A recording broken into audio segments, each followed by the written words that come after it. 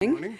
We start off with the battle for the leadership of the opposition UMP. That's heating up with Nicolas Sarkozy baring his teeth. Yes, the former president is one of three candidates for Saturday's vote, along with Hervé Mariton and Bruno Le Maire. Now, on Saturday, there was a rather rowdy rally in Bordeaux, which is the stronghold of former Prime Minister and Foreign Minister Alain Juppé, and he is still the mayor of Bordeaux, of course, as well. Well, he got booed on Saturday by supporters of Nicolas Sarkozy. Le Figaro talks of an incident that's already opening up a pretty tense confrontation between the two men for the UMP primaries for the 2017 election.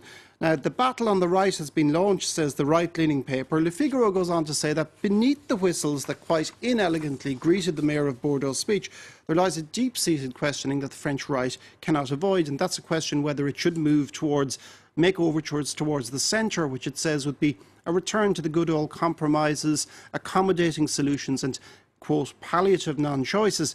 Now, Le Figaro also fears that the animosity it sees setting in at the head of the party will be irreversible. It says that that animosity is nothing new, but it could be dangerous at a time when the Front National, or the National Front, is a formidable force, and it notes that the far-right party will too re-elect its leader, Marine Le Pen, next Saturday, and the paper says, between ideological rifts on the left and personal rifts on the right, can comfortably claim a monopoly on unity.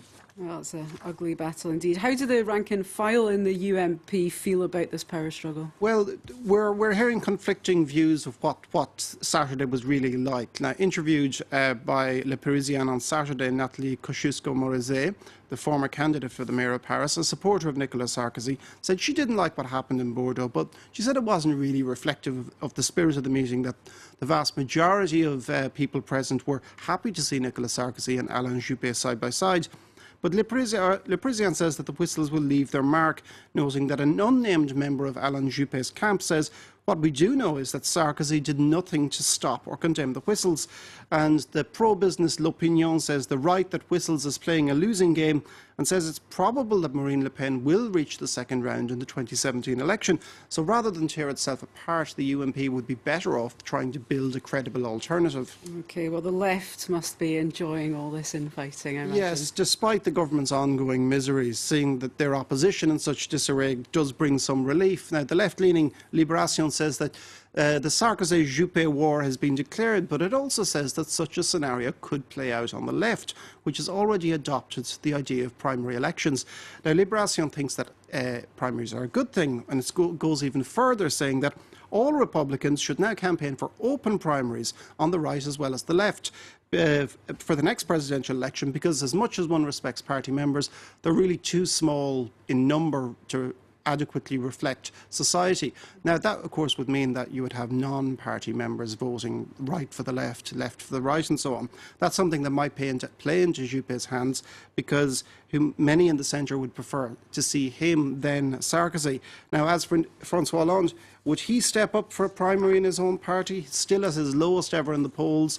He's embarking, according to L'Opinion, on a campaign to win back the working man's vote.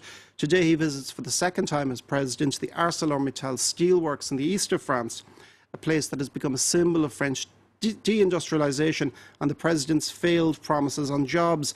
Florange says L'Opinion is a place where many myths have been shattered on the rocks of reality in the last 2 years. OK, well, staying with François Hollande, a bit of embarrassment on Friday. Some leaked photos showing him with the infamous Julie Gaillet. Yeah, it was quite unprecedented in French politics too. Le Monde says the real question about that these photos pose concerns the president's security, because they were apparently taken from outside the palace, showing that more or less anybody could get the president in their sights. Now, the president's office isn't buying this at all, apparently. They're saying that they're convinced the photos were taken from inside François Hollande's private apartments, to which only a select number of staff have access. So you're beginning to wonder, well, if they came from in there, who did it?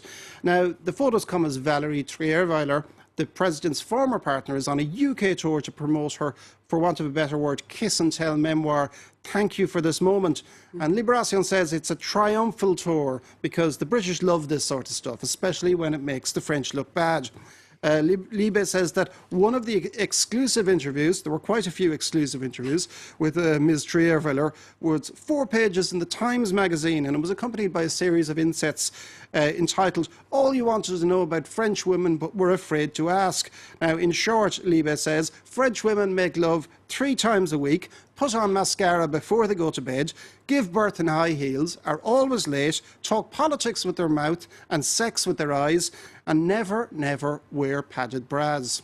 Okay, certainly an insight into the life of the former First Lady perhaps we could do without. Thanks very much. That was Oliver Farry joining us for the press review. Now it's time to take a look at the online news, and we're starting with outrage provoked by a Barbie book, which critics have perhaps unsurprisingly derided as patronising and sexist. Web News up next.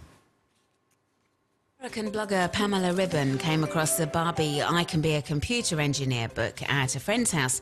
She was shocked by what she read. As she reports on her blog, there are a number of passages in the book, published in 2010, where Barbie is having a lot of problems with her computer. Problems solved by her male friends. Outraged by what she described as insulting and sexist content, Pamela Ribon took her grievances online. Soon after she published her blog, the feminist hacker Barbie hashtag began trending on Twitter, with social networkers voicing their anger and also rewriting the storyline of the controversial book. Hundreds of web users, male and female, have joined in. The trend's been driven by real-life computer engineer Kathleen Tweet, who created a purpose-built website where people can replace the original text with their own suggestions to render the comic book less sexist. And in view of the online backlash, the owner of the Barbie brand, Mattel, has announced the offending book has been withdrawn from sale.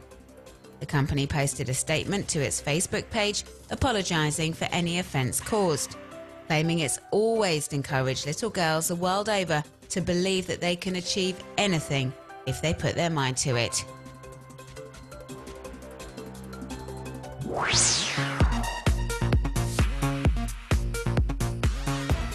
Some of the costume characters in New York City's Times Square have been accused of being too pushy, harassing tourists and passers-by and insisting on tips in exchange for a photo.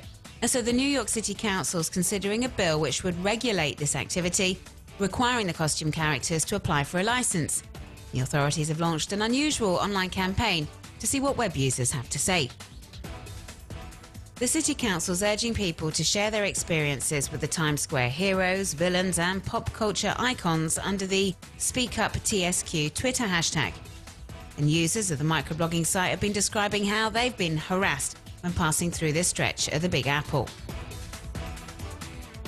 The street artists have also been allowed to have their say and joined a City Council hearing to argue their case. Opponents of the bill, who wore street clothes, apart from Batman and his archenemy the Joker, as we can see here. But it is actually a very real and serious issue.